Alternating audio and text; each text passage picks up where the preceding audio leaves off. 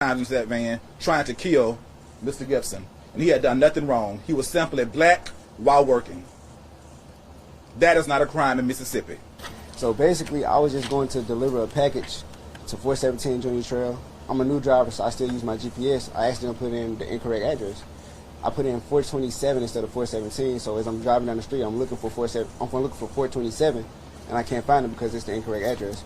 I proceed to leave the neighborhood, and I noticed 417 to my left, and I realized that might be the correct address. I have a Leo, it's my work device. I check it, I confirm that 417 is the correct address rather than 427. I turn around in the random yard and proceed to the address. I hop out, deliver the package, and hop back in. There's a house in the background on the same plot of land, and a white pickup truck starts approaching me from that house. I'm thinking they just leaving the yard just to go somewhere, but then they get like extremely close to me, start blowing the horn, so I thought I was in their way. I proceeded to try to leave the yard, and the dude or whoever was in the truck tried to cut me off. I swerve around him, and I just like start hitting the gas to try to get out of there. I didn't know what his intentions were.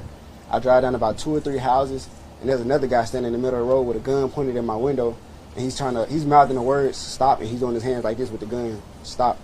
I shake my head, I start hiding behind the steering wheel, hoping he don't shoot inside the van, and I swerve around him as well. When I swerve around him, he starts firing shots into my van. I keep driving. I get to the end of the street, and one of my managers actually called me, and she heard some of the shots going off, and I told her that they were shooting at me. She basically just replied to what I said. "Are they shooting at you?" I was like, "Yes, ma'am, they are." She was like, "Just hurry up, get back to the station as fast as you can." So I'm still hitting the gas at this point, and I noticed a white pickup truck behind me. They end up chasing me all the way out the city, like to a highway. I think it was Highway 55. It's right there by a truck stop in Brookhaven. And I drive down about 10 to 15 minutes until I feel safe. I call a different manager. I let him know what's going on. He tell me we're going to file a report in the morning. I ain't really feel comfortable with that because I know the police going to question why I didn't come that night. So I go ahead and I try to file a report myself, which I did. When I finally reached dispatch, I told about half of my story, and then the guy cut me off. He asked, "Were you at this address?" And I said, "Yes, sir." He said, "We just received a call about a suspicious person from this address." I informed him that I wasn't a suspicious person. I worked for FedEx, and I was just doing my job. I also let him know that they were shooting at me, and he told me that they didn't tell him that, of course, they wouldn't. I told him that me and my manager would be coming in the morning and asked if I could finish my story. He said he'd just take my name down and give it to the supervisor the next morning. After that, I went back to the station, and the manager there actually called me while the shooting was going on. We checked the back of the van. It was all type of bullet holes in the back of the van, inside packages. The package was like right behind me, like the bullets literally could have hit me. I had to file a report with FedEx that same night, and after that, we went to the police station the following morning. When I got to the police station, they weren't really taking me serious. I dealt with like 3 different officers. The first officer, he actually took down my statement, and I told him the story like 3 or 4 times, but he just kept changing my words. I'm not sure why, if it was protocol or whatever he was trying to do, but I'd tell him the story, and he'd be like, "So this is what you're saying happened?" I would say, "No, sir, this is what happened." We did it about 3 or 4 times before he finally got it right.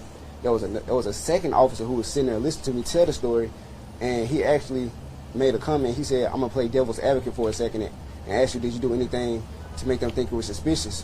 That was the utmost disrespect. But I let him know I was just doing my job, and if they made them think I was suspicious, that's on them.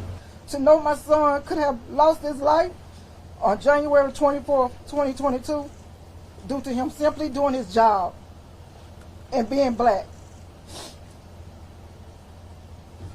It was very heartbreaking and traumatizing to me as well. This man came within an inch of losing his life.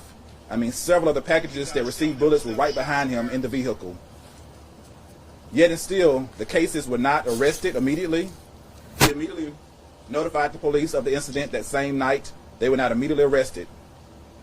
Let me ask you this. Had it been a black father and son duo that shot at a white young man doing his job, do you think they would have allowed them a week to rest at home comfortably?